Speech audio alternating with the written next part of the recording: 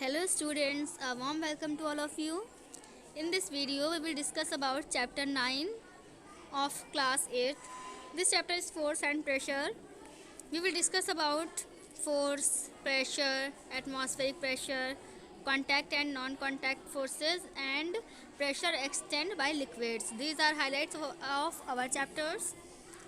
Let's start today's video. First of all, we will discuss about what is force, and after that we will discuss about what is pressure in next video. Okay, so let me start this video. First of all, we will discuss about force. Now, what is force? Then if you carefully study the above examples देख लीजिए आप, ऊपर examples दिए हैं. A child pushing the door, एक child है जो door को पुश कर रहा है. Children pushing the door, childrens door को पुश कर रहे हैं. And a child pushing a desk to rearrange the class furniture in the place. एक बच्चा क्या कर रहा है? अपने क्लास के फर्नीचर को अरेंज कर रहा है, ठीक है, अपने प्लेस पे पहुंचाने के लिए. तो ये सारे एग्जांपल्स हैं इसके. Then if you carefully study the above examples you will notice that the word force is associated with either a push or a pull action. Okay, means ये हुआ कि जो ऊपर एग्जांपल्स दिए हुए हैं इसमें आपको समझ में आ रहा है कि एक तरह का पुश और पुल, यानी कि धक्का देना या फिर अपनी तरफ खींचना, यही दो चीज़ों को हम लोग क्या कहते हैं? फोर्स कहते हैं. ओके, तो या तो हम धक्का दें या फिर किसी चीज़ को अपनी तरफ खींचें, तो दोनों ही चीज़ फोर्स है. ठीक. This cause some sort of motion, therefore force is defined as a push or a pull acting on a body. ठीक है, एक ऐसा फोर्स हमारे एक ऐसा एक्शन है जो कि क्या हो, पुश करे किसी चीज़ को या फिर पुल करे, तो उसे हम लोग क्या कहते हैं? फोर्स कहते हैं. Okay, now the next is the direction in which an object is pushed और pulled is called the direction of force. Okay, तो जिस डायरेक्शन में हम किसी भी चीज़ को पुश करें या फिर किसी भी चीज़ को पुल करें, तो उस डायरेक्शन को हम लोग क्या कहते हैं? डायरेक्शन ऑफ फोर्स कहते हैं. अब हम लोग आ जाते हैं एसआई यूनिट पे. The SI unit of force is Newton. अगर एसआई यूनिट की बात करें तो एसआई यूनिट में हम लोग फोर्स के यूनिट को क्या कहते हैं? न्यूटन कहते हैं, फोर्स के यूनिट. तो अब हम लोग आ जाते हैं effects of force. Effects of force क्या क्या होते हैं? नंबर फर्स्ट है force can make a stationary object move. Force क्या कर सकता है? फोर्स के थ्रू हम किसी भी स्टेशनरी ऑब्जेक्ट को मूव करा सकते हैं.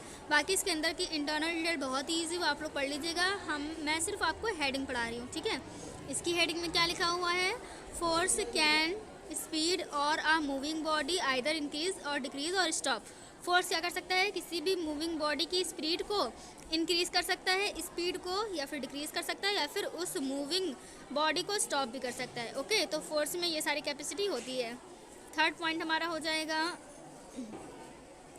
लिखा है force can change the direction of motion. Force can change the direction of motion of a moving object. Force क्या कर सकता है? किसी भी मूविंग ऑब्जेक्ट की डायरेक्शन को चेंज कर सकता है. ठीक है, अगर मान लीजिए हम ईस्ट में कोई भी फोर्स लगाकर किसी भी ऑब्जेक्ट को मूव कर रहे हैं, अगर हम ईस्ट से फोर्स हटाकर हम वेस्ट से लगाने लगें तो हमारा जो भी हमारा ऑब्जेक्ट होगा वो किस तरफ जाने लगेगा? वेस्ट की तरफ जाने लगेगा. ओके, नेक्स्ट फोर्थ है हमारा force can change the shape और साइज़ ऑफ ऑब्जेक्ट. क्या कर सकता है? ये शेप और साइज़ को चेंज कर सकता है ऑब्जेक्ट के फोर्स. तो जैसे हम लोग इसका एग्जांपल ले लेते हैं, कोई हम बलून ले लें. ठीक है, बलून में हम एयर पास करें तो क्या होता है? या फिर हम किसी स्माइली बॉल की बात करें, स्माइली बॉल पर अगर हम फोर्स लगाएं तो कितना छोटा सा हो जाता है ना, मीन्स उसका शेप और साइज़ चेंज हो जाता है. ठीक है, तो इससे हमें पता चल रहा है force can change the shape और size of an object. Now next is, देखिए यहाँ पर एग्जाम्पल दिखाया हुआ है. कोई स्पंज का बॉल है, एक बच्चा क्या कर रहा है? बॉल को स्पिन कर रहा है, मीन्स स्पंज जो है स्पंज को दबा रहा है. दिख रहा है आपको? देखिए इसमें दिखाया गया है, तो साइज़ कैसा हो गया? छोटा हो जा रहा है. दिख रहा है ना आपको? तो ये सब किसके हैं? फोर्स का ही एग्जाम्पल है. अब हम लोग आ जाते हैं अपने फोर्स के टाइप पर. कौन कौन सा फोर्स होते हैं? दो तरह के फोर्स होते हैं. पहला हमारा कॉन्टैक्ट फोर्स और दूसरा होता है नॉन कॉन्टैक्ट फोर्स. चलिए जल्दी से इसे देख लेते हैं contact and non contact force को. तो देखिए पहले हम लोग डेफिनेशन में आते हैं. Forces that act only when there is a physical contact between two interacting objects are known as contact force. इसका मीन्स क्या है? कॉन्टैक्ट फोर्स वो होता है कि ये जब लगे जब दो चीज़ें, दो ऑब्जेक्ट क्या हो, एक दूसरे की contact between two interacting objects are known as contact force. Means क्या है इसमें? कॉन्टैक्ट फोर्स, जब कोई दो ऑब्जेक्ट एक दूसरे के कॉन्टैक्ट में आएंगे तभी ये फोर्स वर्क करेगा, अगर अदरवाइज नहीं करेगा। ठीक है, अगर ये दोनों ऑब्जेक्ट कॉन्टैक्ट में नहीं है तो यहाँ पर कोई भी फोर्स वर्क नहीं करेगा। तो ऐसे फोर्स को हम लोग क्या कहते हैं? ऐसे फोर्स को हम लोग कहते हैं कॉन्टैक्ट फोर्स। ओके, इसके एग्जांपल्स क्या है कॉन्टैक्ट फोर्स के? इसके एग्जांपल है मस्कुलर फोर्स और फ्रैक्शनल फोर्स, फ्रिक्शनल फोर्स। ठीक है, ये दो एग्जांपल हैं आपके कौन से फोर्स के? फिजिकल कॉन्टैक्ट फोर्स के, यानी कि कॉन्टैक्ट फोर्स के। फिर हाउएवर, यहाँ पर आपकी दूसरी वो भी दी है डेफिनेशन, देखिए। However there are some forces that can also act an object even they are not in contact. क्या है? कुछ ऐसे भी फोर्सेस होते हैं जो ऑब्जेक्ट के कॉन्टैक्ट होना मस्ट नहीं है। मीन्स जिसमें कोई ऑब्जेक्ट कॉन्टैक्ट में हो या ना हो तो ये फोर्स वर्क करेगा। ठीक है, तो ऐसे फोर्स को हम लोग क्या कहते हैं? These forces are called non contact force. Means इस फोर्स के लिए किसी भी कॉन्टैक्ट की ज़रूरत नहीं है।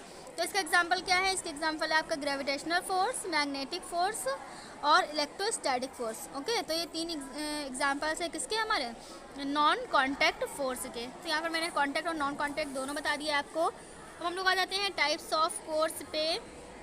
टाइप्स ऑफ कोर्स हम लोग नेक्स्ट वीडियो में पढ़ेंगे, इस वीडियो में हम लोग यहीं तक रखते हैं। नेक्स्ट पार्ट आप लोग ज़रूर देखिएगा। Okay, thank you.